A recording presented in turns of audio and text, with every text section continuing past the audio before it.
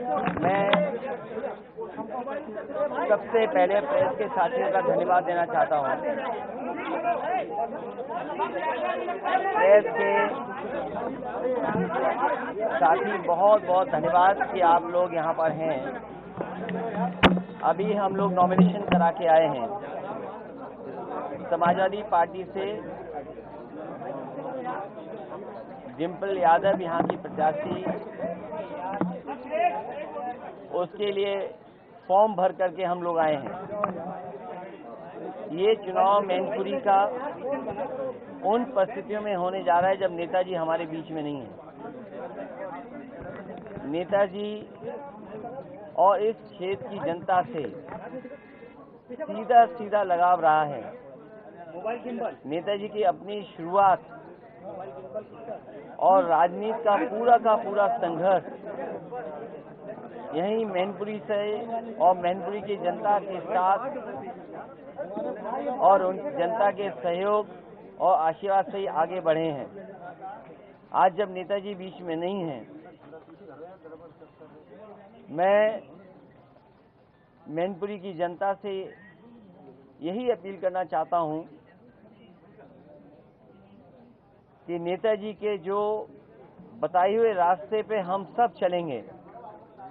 नेताजी का दिखाया हुआ रास्ता, जो राजनीतिक सम्मान, जो सामाजिक सम्मान और आर्थिक लड़ाई जो लड़ी है, उन सिद्धांतों को आगे बढ़ाने का समाजवादी पार्टी काम करेगी।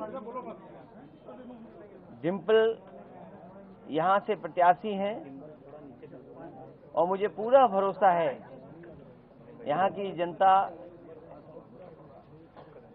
एक बार फिर, और जिस तरीके से हमेशा साथ दिया जनता ने,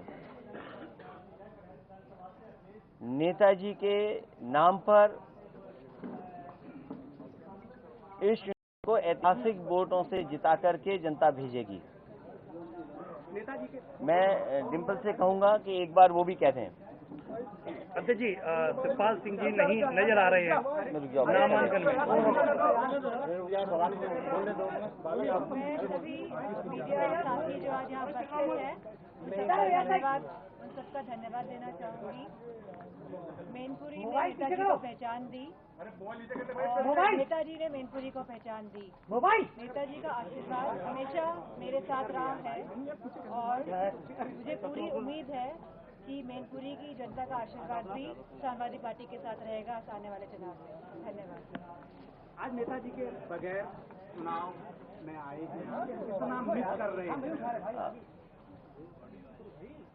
इसीलिए मैंने कहा कि चुनाव उन परिस्थितियों में हो रहा है जब नेताजी नहीं है। नेताजी ने ही इस समाजवादी पार्टी को जहां बनाया,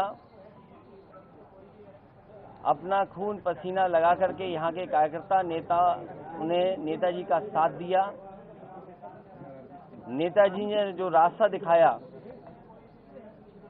राजनीति में और मैनपुरी के विकास को जो आगे बढ़ाने का काम किया है, हम भरोसा दिलाते हैं समाजवादी लोग कि उस भरोसे को टूटने नहीं देंगे और सच्ची श्रद्धांजलि यही होगी कि आशीर्वाद के रूप में पूरा का पूरा वोट यहाँ पे समाजवादी पार्टी की प्रत्याशी डिम्पल यादव जी को मिले। जी, क्या लगता है कि बीजेपी का षड्यंत्र था? 1 महीना भी नहीं हुआ था नेताजी के निधन को और अचानक इन्होंने चुनाव का घोषणा कर दी है। मैं इसमें कोई इस बात को नहीं कहूंगा क्योंकि ये इलेक्शन कमीशन का फैसला होता है और चुनाव तो होना ही था।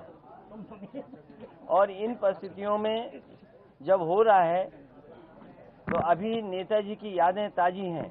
जिन लोगों से मैं मिला हूं, वो लोग न जाने कितनी पुरानी बातें जो नेताजी के साथ हुई उनकी चर्चा करते हैं। यहाँ के बुजुर्ग जो नेताजी के साथ संघर्ष में रहे, राजनीति में आगे बढ़ाने का काम किया, वो लोग उनके साथ की कहानी, उनके साथ जो बात और उनके साथ जो वक्त गुजरा उसके बारे में बताते हैं। नेताजी की यहाँ बहुत सारे परिवार हैं जिनके साथ यादें जुड़ी हैं। इसलिए नेताजी का ये चुनाव और नेताजी के ना रहने पर ये जो चुनाव होने जा रहा है, यहाँ की जनता जिस तरीके से उन्होंने विकास देखा है नेताजी के माध्यम से, ऐतिहासिक वोटों से जिता करके समाजवादी पार्टी को भेजेंगे। नामांकन के लिए जो आलोक साक्य, राजनारायण बाथम जी और हमारे साथी वकील साहब बैठे हैं, एएच हाशमी, इन लोगों के साथ नामांकन हुआ है, यही प्रस्तावक हैं हमारे।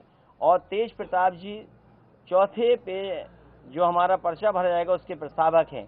तो आज बहुत सादगी के साथ, क्योंकि किसी भी तरीके से कोई संदेश ऐसा न जाए कि समाजवादी पार्टी के लोग किसी खुशी के साथ कर रहे हैं। जब नेताजी नहीं हैं तो हम सब दुखी हैं, इसीलिए बहुत सादा तरीके से हमने कार्यकर्ताओं से निवेदन भी किया, अपील भी किया और वो हम लोग पर्चा भरे भी हैं। अभी जाने जा रहा हूँ, जाऊंगा मैं भाजपा के लिए कुछ नहीं कहूँगा। चाचा साथ में नहीं आए, कई लोगों को उम्मीद थी। मैंने आपसे कहा कि आज केवल प्रस्तावक और बहुत कम समर्थक के साथ हमने सादा तरीके से नॉमिनेशन किया है। पूरा परिवार सब साथ हैं और चुनाव प्रचार में हम सब मिलकर के चुनाव प्रचार करेंगे। आपकी बात कितने मतों से जीत लगती है आपको मैनपुरी में? अभी तक की सबसे ऐतिहासिक जीत होगी। अध्यक्ष जी, लगातार बीजेपी जो है इस समाजवादी पार्टी गढ़ को ढूंढने का काम कर रही है। बीजेपी लगातार मंथन कर रही है, प्रचार पे नहीं उतार पा रही है। ये लगती है, कह रही है सीट ये अब की बार खोएंगे नहीं अपने हाथ से बीजेपी। ये नेताजी की सीट रही है और जितना विकास आपको मैनपुरी में दिखाई दे रहा है, जनता जानती है कि नेताजी का ये विकास है और उसी विकास को आगे बढ़ाने के लिए डिम्पल काम करेंगी। भाजपा नहीं उतारेगी नेताजी की सहानुभूति जिस तरीके से, देखिए उस बहस में मत जाइए, क्योंकि भारतीय जनता पार्टी रामपुर में क्या कर रही है पूरा देश जानता है कि इतना अन्याय, इतना उत्पीड़न, इतने झूठे मुकदमे कभी नहीं लग सकते थे। और लोकसभा चुनाव भी आपने देखा था, आज भी वीडियो है सबके पास, आप लोग प्रेस के लोग हैं, आपके पास भी वीडियो होंगे कि किस तरीके से प्रशासन के माध्यम से लोगों को वोट नहीं डालने दिया। ये रामपुर में जिस गली से लोग वोट डालने जाना चाहते थे, लेकिन प्रशासन ने पूरी सख्ती लगा करके वोट नहीं डालने दिया था। सर, क्या कारण रहा जो आप कई जगह उपचुनाव हुए वहाँ पर आप प्रचार करने के लिए नहीं गए, और यहाँ आपका गढ़ है, कर्म भूमि है नेताजी की, सब कुछ आपका गढ़ रहा है, कोई कभी हला नहीं पाया है। अध्यक्ष जी, लगातार मैं चुनाव प्रचार में रहूंगा। अध्यक्ष जी, लगातार पूर्व सांसद तेज प्रताप यादव का मैनपुरी से नाम चल रहा था, अचानक से नाम हट गया और डिम्पल जी का नाम आ गया, इसका क्या रीजन है? ये आप मैनपुरी के पत्रकार हैं, इसलिए आप अपना सवाल अपने पास रखिए। नहीं, सांसद जी के नाम न आने से काफी कार्यकर्ताओं में सभी लोगों ने दुखी नजर आ रही है। सभी लोगों ने, पार्टी के लोगों ने तय किया और बहुत सारे लोगों से बातचीत के बाद डिम्पल यादव का नाम तय हुआ। तेज प्रताप का नाम न आने से कार्यकर्ता नाराज नजर आ रहे हैं। आप मैनपुरी के हो और बहुत अच्छा, मैंने बधाई आपको जो सवाल पूछ रहे हो, और आपको ना तेज प्रताप से पूछ लेना चाहिए बगल में बैठ। वो तो हमारे हैं भैया, तुम्हारे हैं।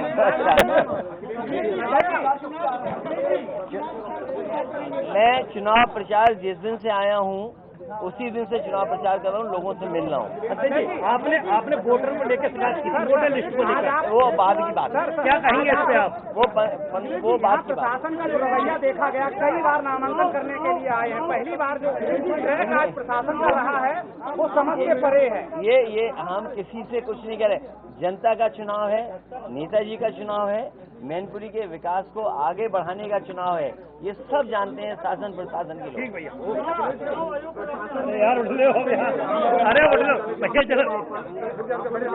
वोट नहीं डालने दिया गया, यहाँ पर क्या देख रहे हैं कि ये भी काफी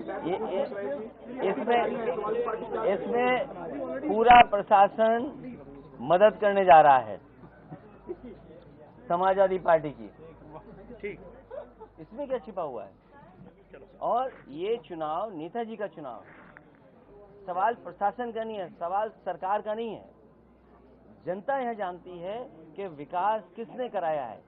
आप पूरा मैनपुरी घूम आइए, जो लोग लड़ना चाहते हैं उनसे बताए वो क्या विकास किए होंगे मैनपुरी का। सर, लोकसभा का जो चुनाव हो रहा है जनवरी 2022 विधानसभा की जो चलिए मैं धन्यवाद देता हूं आप सबका।